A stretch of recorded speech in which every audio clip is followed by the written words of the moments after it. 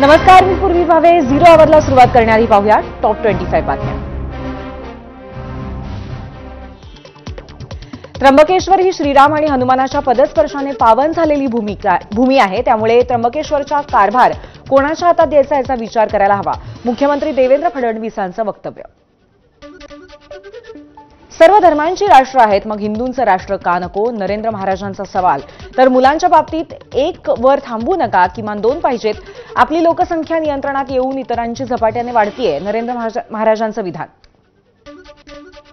पुण्यातील पार्थ पवार जमीन गैरव्यवहार प्रकरणावरती उद्या सुनावणी. मंत्रालयामध्ये विकास खरगे यांच्या समितीसमोर सुनावणी पार पडणार.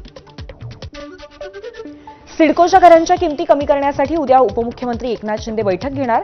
सिडको अधिकाऱ्यांच्या उपस्थितीमध्ये बैठक पार पडणार. सिडकोच्या घरांच्या किमती कमी करण्यासाठी लॉटरी धारकांनी अनेक वेळा केली होती आंदोलनं. वर्ध्याच्या बोर व्याघ्र प्रकल्पामध्ये पर्यटकांना वाघाचं दर्शन. वाघाचा मुक्त संचार काही पर्यटकांकडून कॅमेऱ्यामध्ये चित्रित.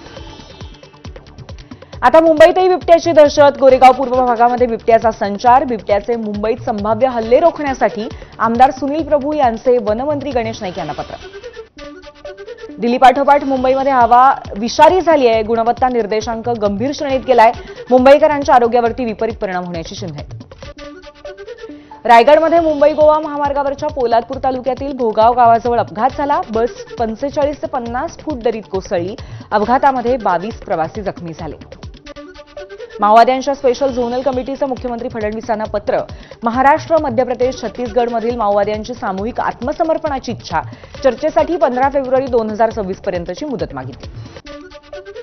गाझातली परिस्थिती पुन्हा बिघडली आहे. युद्धबंदी असूनही इस्रायल गाझावरती हवाई हल्ले करत असल्याचा दावा. आतापर्यंत अनेकांचा मृत्यू. 10 ऑक्टोबरला झाला होता शांतता करार. व्हिएतनाममध्ये पावसाचा कहर. पुरामुळे झालेल्या मृतांचा आकडा 102 वर. 12हून अधिक जण बेपत्ता. व्हिएतनामच्या सेंट्रल हायलँड्स परिसरामध्ये मुसळधार पावसाने मोठं नुकसान केलंय.